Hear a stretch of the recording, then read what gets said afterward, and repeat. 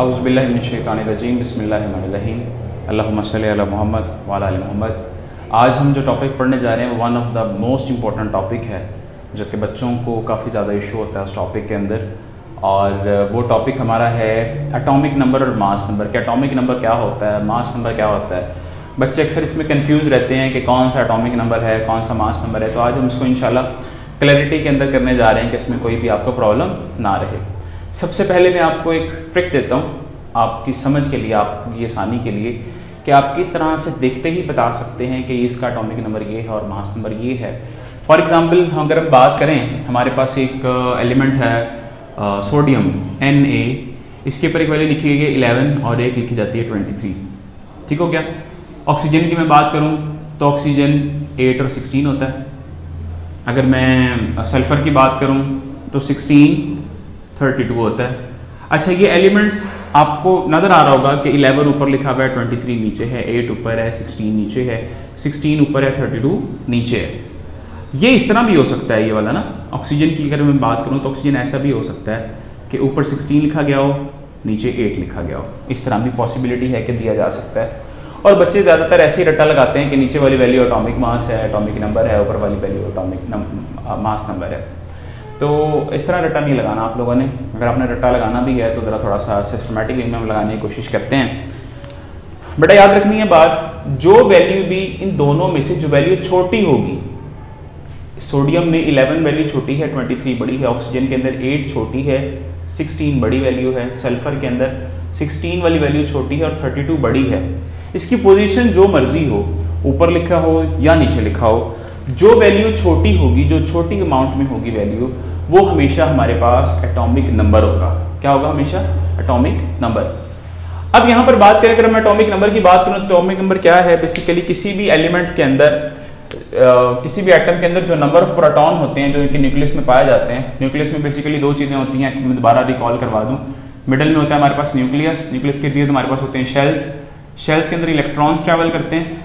अब न्यूक्लियस के अंदर दो चीज़ें होती हैं फर्दर, प्रोटॉन एंड न्यूट्रॉन। ठीक हो गया जनाब। अब ये जो इसमें नंबर ऑफ प्रोटॉन है ना, उसको हम बोलते हैं एटॉमिक नंबर, या इसको प्रोटॉन नंबर भी कहा जाता है। इसका एक और नाम है, इसको प्रोटॉन नंबर भी कहते हैं और एटॉमिक नंबर भी कहते हैं। और इसको हम Z से डिनोट करते हैं। कहीं पर भी लिखा होगा Z, इट मीन्स, केमिस्ट्री के अंदर, फिजिक्स के अंदर भी ये यूज होता है, इट मीन्स कि वो एटॉमिक नंबर की बात हो रही है। ठीक हो गया। एटॉमिक नंबर ये है हमारे पास।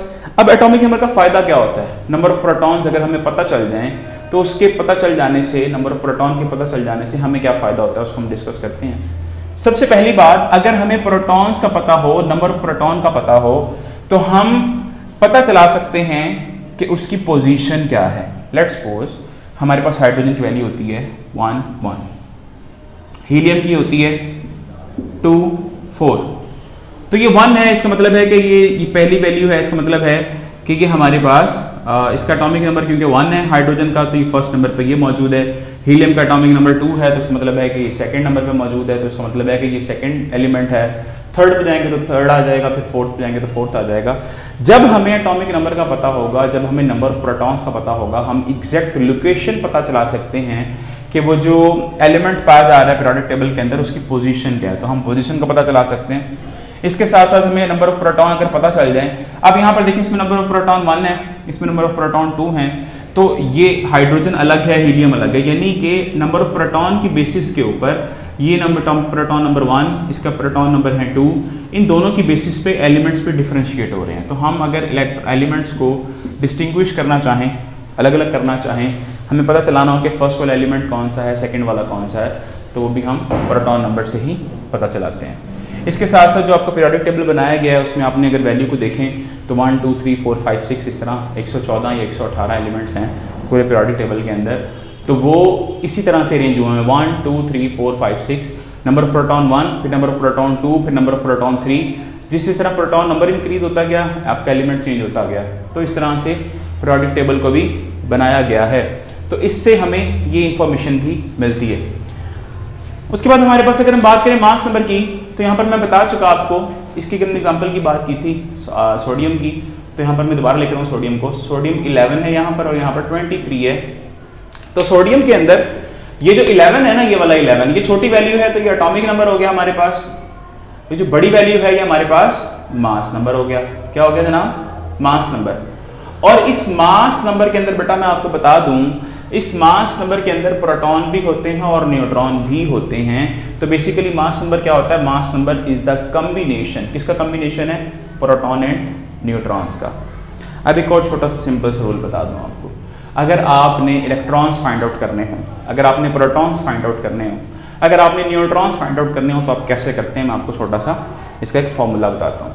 यहाँ पर देखें, इसी की बात करते हैं 1123 सोडियम की।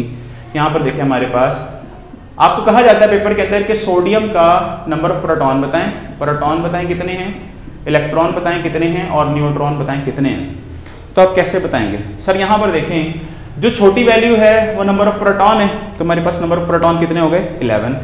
यहाँ पर मैं लिख लूंगा 11। ठीक हो गया। अब हमारे पास जितने नंबर ऑफ प्रोटॉन होते हैं उतने ही नंबर ऑफ इलेक्ट्रॉन होते हैं। हम पहले पढ़ चुके हैं एटम इज इलेक्ट्रिकली न्यूट्रल, क्योंकि उसके अंदर same number of electron and same number of proton होते हैं। तो अब जब यहाँ पर प्रोटॉन 11 हैं तो इलेक्ट्रॉन भी तो 11 ही होंगे ना, जितने पॉजिटिव चार्जेस हैं उतने नेगेटिव चार्जेस होंगे। तो हमारे पास प्रोटॉन भी 11 और इलेक्ट्रॉन भी 11 हो गए। अब थर्ड से आती है हमारे पास नंबर ऑफ न्यूट्रॉन। कैसे निकालेंगे? सर बड़ी वाली वैल्यू में से छोटी को माइनस करते हैं, यानी कि 23 माइनस 11, तो आपके पास आंसर आएगा 12। तो ये जो 12 है ये बेसिकली नंबर ऑफ न्यूट्रॉन्स है। तो नंबर ऑफ न्यूट्रॉन्स का फॉर्मूला क्या होगा? यहाँ पर देखें, अगर मैं इसी की बात करूं तो न्यूट्रॉन्स को जब आपने निकालना होगा, न्यूट्रॉन्स का फॉर्मूला क्या होगा? न्यूट्रॉन्स निकालने के लिए आप मास नंबर में से, ये हमारे पास है मास नंबर बड़ी वैल्यू, उसको माइनस करेंगे एटॉमिक नंबर में से। एटॉमिक नंबर में से जब इसको मास नंबर को माइनस करेंगे तो आपके पास नंबर ऑफ न्यूट्रॉन आ जाएंगे। तो इस तरह से आप atomic number, mass number, number of neutron, number of electron, number of proton, ये तमाम की तमाम चीज़ें आप फाइंड आउट कर सकते हैं। उम्मीद करता हूँ आपको आज का लेक्चर समझ आया होगा। इसमें आपने बहुत सारी चीज़ें सीखी होंगी कि प्रोटॉन नंबर क्या है, एटॉमिक नंबर क्या है, इलेक्ट्रॉन्स क्या होते हैं, मास नंबर क्या होता है, कैसे निकाला जाता है। अगर आपको ये समझ आया लेक्चर तो लाइक और सब्सक्राइब ज़रूर करें। बहुत शुक्रिया।